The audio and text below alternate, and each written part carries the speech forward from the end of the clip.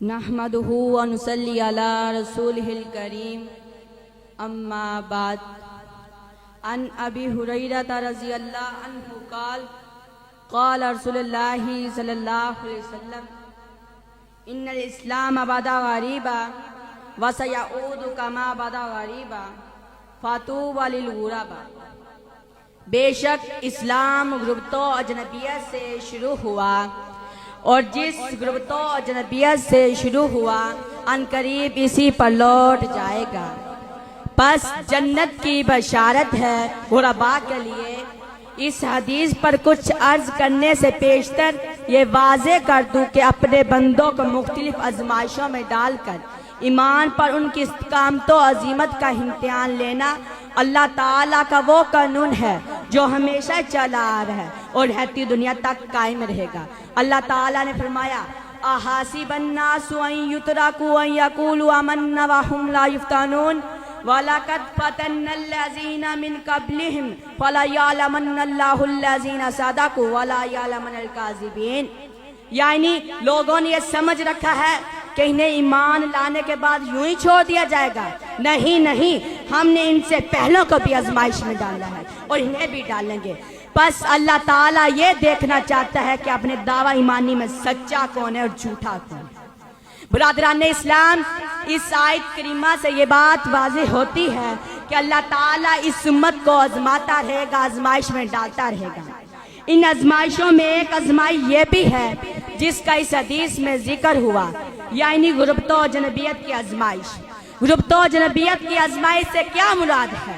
اس سے مراد مسلمان کا یہ احساس و ادراک ہے کہ وہ اس پورے معاشرے میں تنہا ہے، اجنبی ہے، دھتکارا ہوا ہے، مشرد و مطرود ہے۔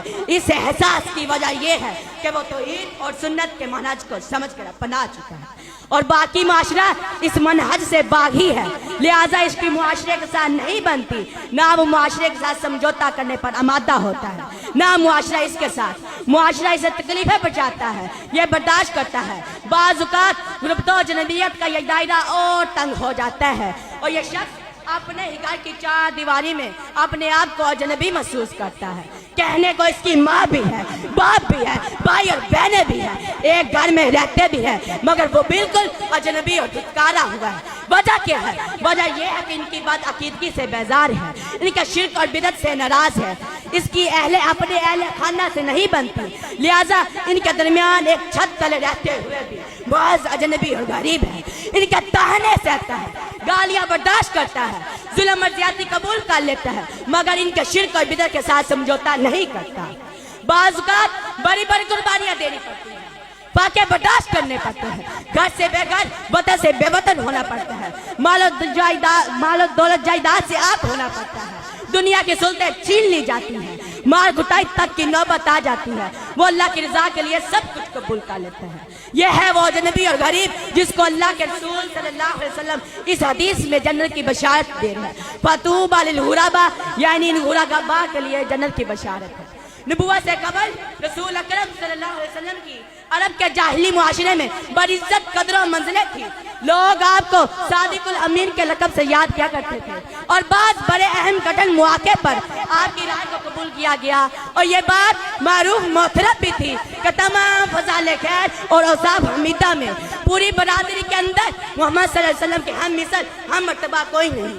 لیکن جو ہی صلی اللہ علیہ وسلم کوہ صفا پر چڑھ کر اللہ کی توحید کی دعوت پیش کی تو غیر تو کیا، خود آپ کی برادری نے آپ کی مخالفت کی، آپ کے سگے چچا نے آپ کی بربادی اور تباہی کی بددعا کاٹ ڈالی۔ چنانچہ ان چند اجنبی انسانوں پر تکلیفوں کے پہاڑ توڑ دیے۔